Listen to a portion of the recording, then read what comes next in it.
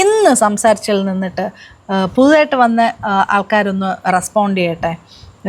നിങ്ങൾക്ക് ഓക്കെ ആണോ? വേറെ എന്തെങ്കിലും അഡീഷണലി ചേർക്കണോ? ഞാൻ എന്തെങ്കിലും ചേഞ്ചസ് വരുത്താനായിട്ടുണ്ടോ? ഞാൻ ലാഗ് അടിപ്പിക്കുന്നുണ്ടോ? നിങ്ങളെ ബോറടിപ്പിക്കുന്നുണ്ടോ? ഇതൊക്കെ നിങ്ങളിൽ നിന്നിട്ട് ഒന്ന് അറിഞ്ഞാൽ കൊള്ളായിരുന്നു. ഓക്കെ, എന്നിട്ട് ബാക്കിയുള്ളൊരു എക്സ്പീരിയൻസ് പറയട്ടെ. പുതുതായിട്ട് വന്ന ആരൊക്കെ ഉണ്ട് ഒന്ന് പറയാമോ? റാഫി സാറെ ഒന്ന് പറഞ്ഞു തുടങ്ങിക്കോ. ഓക്കെയാണ്. തന്നെ എനിക്കൊരു പെർഫെക്ഷൻ തോന്നിയിട്ടുണ്ട്. ഓക്കെയാണ്. പിന്നെ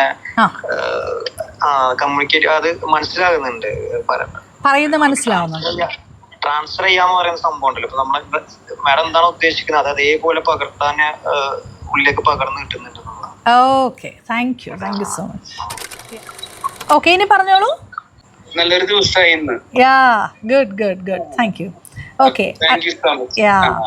അപ്പോ അടുത്ത ആരാ? എനിക്ക് ആദ്യം മുതൽ ഈ ക്ലാസ് വളരെ എഫക്റ്റീവ് ആണ്. അതുകൊണ്ടാണല്ലോ നമ്മൾ വീണ്ടും ഫസ്റ്റ് 21 ഡേയ്സിലെ അത് ഞാൻ ഇപ്പോഴും അത് തന്നെ വീണ്ടും റിപ്പീറ്റ് ചെയ്തുകൊണ്ടിരിക്കുകയാണ്.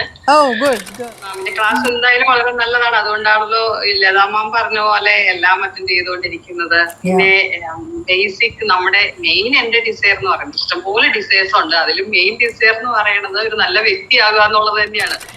പറഞ്ഞോളൂ. സോറി, പറഞ്ഞോളൂ. Okay, thank you ma'am. പിന്നെ എന്റെ ഒരു എക്സ്പീരിയൻസ് പറയാം. ഞാൻ മാമിനെ അറിയാമല്ലോ, ഞാൻ നടുവേദനയായിട്ട് കിടക്കുന്ന സമയത്താണ് മാമിന്റെ ഈ കോഴ്സിൽ പങ്കെടുക്കാൻ പറ്റിയത്.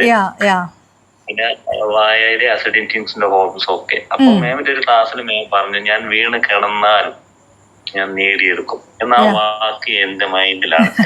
ഇന്നും ഞാൻ ആദ്യമായിട്ട് ജോലിക്ക് ഇറങ്ങിയാണെങ്കിലും വേദനയൊക്കെ ഉണ്ട്, ഷോൾഡർ വേദനയൊക്കെ ഉണ്ടെങ്കിലും ആ സമയത്ത് ഞാൻ മാമിന്റെ ആ ഡയലോഗ്, ആ വാക്കുകൾ എന്റെ ബ്രെയിനിലേക്ക് വരും.